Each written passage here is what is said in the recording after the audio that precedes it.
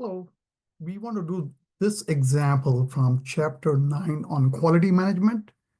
It basically says, let's say this one says over a 1 week period, HVAC, heating, ventilation, air conditioning contractor addresses the following call. So they received, it looks like 301 to 314 and 315 to 328 and 341. These are the number of calls they received, job number.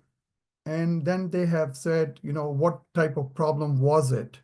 So they have put down this in two codes. One code basically says what exactly was the problem: noisy, uh, system equipment failure, uh, runs warm, AC is not running cool enough, or there's some kind of odor. And they also noted if it is a commercial customer or residential customer. And they want to basically say, hey, use this data to create a check sheet and create a Pareto chart, do the Pareto analysis. Now, just in case you don't know what these things are, this is a check sheet. It is a simple tool for collecting data, as you saw in my earlier video. And the second thing is Pareto analysis is basically the 80-20 rule. It's not strictly 80-20 rule. It just, basically says that majority of your problem come from a few causes. And they want to, basically you take all the data, you write down what were the problems and identify percentages, cumulative percentages, and basically make a chart like this. And it just tells you that it looks like bed not being available and medication, lack of medication are the two major problems that you need to address. So this is briefly what Pareto analysis is: identifying major things that you need to address, major areas that you need to address. So going back to the example, we will have to work on this example. So what I did here is I copied this on Excel. So here is Excel problem that you can see. Now, the way the data is presented is really terrible because you have multiple columns, job numbers and problem type, job numbers, problem type. So the first thing I will do is I'll take this information and copy it down just below in two columns. Okay, and do the same thing for this one.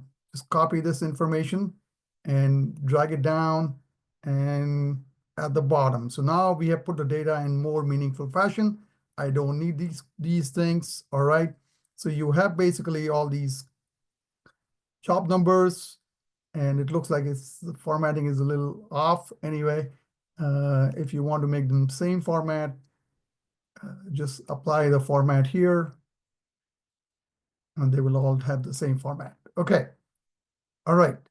Now, the other thing which I don't like here is, do you see that both the codes are in one column? Very bad idea. These codes should have been in two separate columns, but nothing is lost. We can fix it easily. So we are going to just say problem and customer type.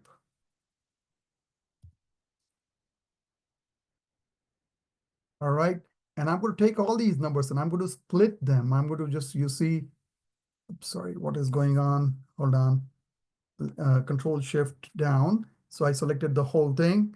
And I'm going to go now to something known as text to column, which is under data. So I click on data and I click on text to column. And this is where I'm going to say, hey, split this using, this may not be on for you.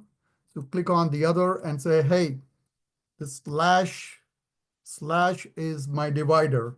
And you say next and finish. And you notice that these two things now have come in two different columns. Now you can easily handle things. So what I'm going to do is I'm going to just create, if you don't like it, if you want to center them both. Okay, all right. So I'm going to create something known as pivot table. And if you've not played with pivot table, it's really a very powerful tool. All right. So to insert pivot table, all I'm going to do is I'm going to just say, I really need I'm going to select all these things, select my data first, and then I say go to insert and pivot table and say, okay, pivot table is going to be coming from, this is already pre-selected, is going to be coming from this address. And then where do I want it? I want it in existing sheet. I'm going to put it here, just somewhere here, and say, okay. So first I want to do is I want to take the customer type and make it a filter. And then I take the problem, which I put it in rows. So all the problems, it will be in here. And next I'm going to put down the problem here also. And notice it will change into count of problem. Hey, that's it. If we are making a sheet, a check sheet, this is what we want. So I am, oops, sorry, let me just put it again here. Problem, count it from here. And you see that it simply tells you now, you have created a check sheet, by the way. This tells you you had of all types of problems, commercial and residential, uh, failure, equipment failure, there were 8 of them. Noisy, there were 10. O, which is odor, was 13. And W, which is the run, is 10. It just quickly counted those things for you. Now, if you wanted to know, well, I want a little breakdown. I want to see what was the ratio of these things, what was going on with the commercial versus residential. So you can select commercial versus residential.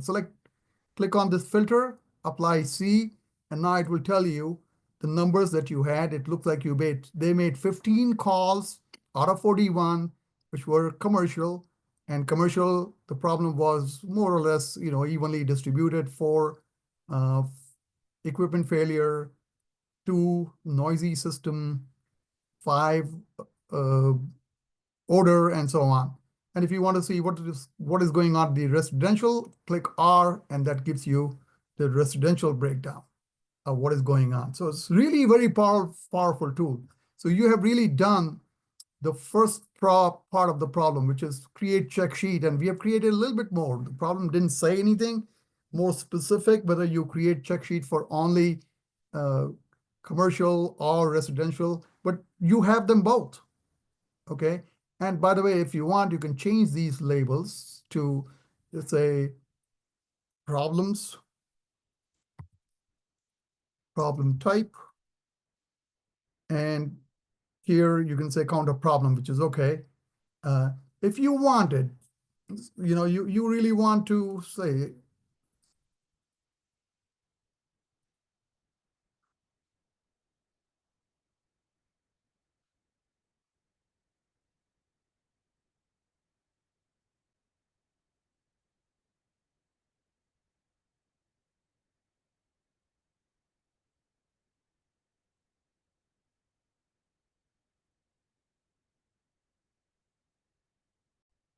all right, let's say you want to add something more. You want to have uh, these numbers represented in percentages, and you want a count of problem also in cumulative percentage. So this is what I will do. I'll add this problem again here.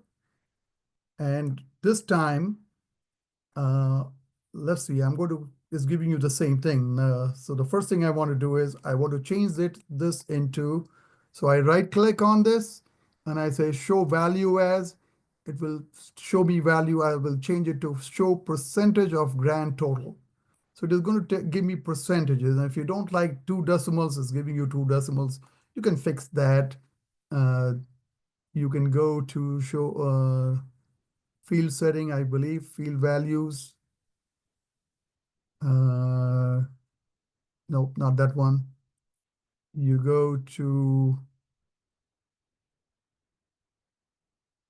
where is it? Summarize, show details.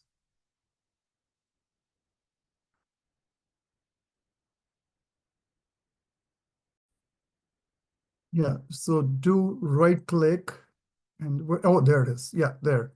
So if you want to reduce it to 0, 0, decimal, reduce it to 15%. Now you can copy this down, copy the format painter and apply it over here. And they will all become like, without any decimals. Now, if you wanted this number to be cumulative percentages, if you remember in Pareto, you have, first of all, you want to put them in descending order or ascending order. So you can do that by just right-clicking and say, show values in descending order, sort. Click on sort and say smallest to largest or largest to smallest, whatever you want. Now it has put down in smallest to largest. And if you want cumulative total here, so all you do is, so you can just say, first of all, you want to convert them into, go again. I'm just going here and I'm summarizing, I'm showing value, percentage of grand total. I want to say percentage of, there is a percentage running total. How about this one? Percentage running total.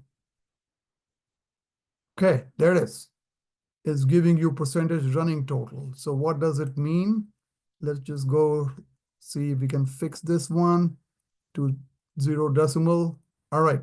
So basically O, 31%, odor, 31%, odor and noise combined together will be 62%, and these two, 85%, all three together, 85%, and the cumulative is 100%. So you can just say running percentage, and this is really not a count, but this is percentage of problem. So you can fix this. Now, the other thing which you can do is you can just try to make a chart.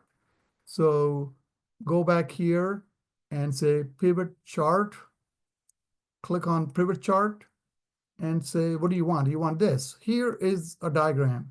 It basically, this is 100%, and these numbers you will see is 31%, 31%. So you can insert this one if you want, and now you have created a pivot chart. So it gives you visual representation of what is going on. If you change this to commercial, okay, and when you do that, that also automatically changes your graph.